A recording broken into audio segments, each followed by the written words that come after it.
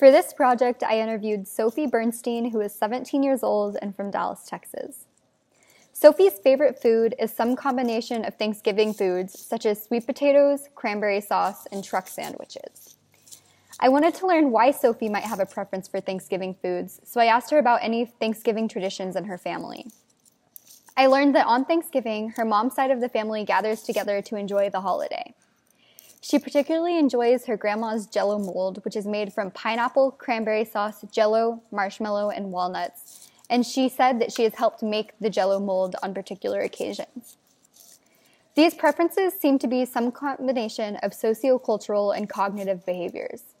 On one level, I believe Sophie enjoys Thanksgiving and the foods associated with it as a result of traditions that take place in her family. Additionally, some form of cognitive processing may have compartmentalized fond memories in Sophie's brain so that she now associates Thanksgiving food with a sense of comfort in homemade dishes and a fondness for spending time with her family. When I asked Sophie what she does for fun, a lot of things came up.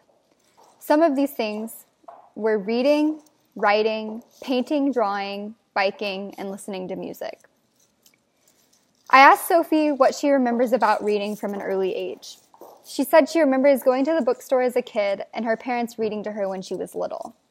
Again, I think these preferences exhibit both sociocultural and cognitive behaviors. On the sociocultural level, she was exposed to popular books in bookstores at an early age and read things similar to other kids in her societal age group. On another level, the memory of her parents reading to her when she was little implies a sense of nurture that Sophie now associates positively with reading.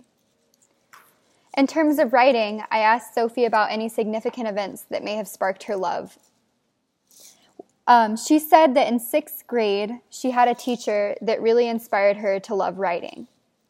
Psychologically, I believe this falls under a sociocultural perspective because this interaction with a love for writing took place in a sociocultural setting, school. When asked about painting, Sophie told me that both her uncle and her mom are artistic, which seems to imply some sort of biological behavior in regards to our artistic inclination. Additionally, there seems to be a sociocultural component as her mom encouraged her to take painting classes at an early age. In regards to biking, Sophie informed me that her dad taught her to ride a bike without training wheels on a rainy day. She admitted she has always loved rain, and cognitively this may have asserted a positive influence when she was learning how to bike and helped shape her love for the activity. Additionally, Sophie goes on bike rides with her dad, and she likely cognitively relates biking to her relationship with her father, which may play a role in why she loves the activity. Finally, when I asked Sophie why she likes listening to music and if anyone else in her family enjoys doing so, she told me her dad plays piano and used to sing to her when she was little. She also told me she wants to learn how to play piano, and this may be both cognitively and biologically related to her dad. When asked about the next question, Sophie told me she would rather travel than read a book or hang out with friends. I wanted to ask her about any significant traveling experiences that may have led to this preference. First off, she noted that she often traveled with her family when she was little, which may imply a biological inclination for seeing new places. Additionally, she said a trip that really stands out to her is traveling to Ireland without her family to write a few summers ago. Because Sophie loves writing, this trip may have led her to cognitively group writing and traveling together on a subconscious level and enhance her love for traveling. Finally, in a competitive game of rock, paper, scissors, Sophie would choose rock.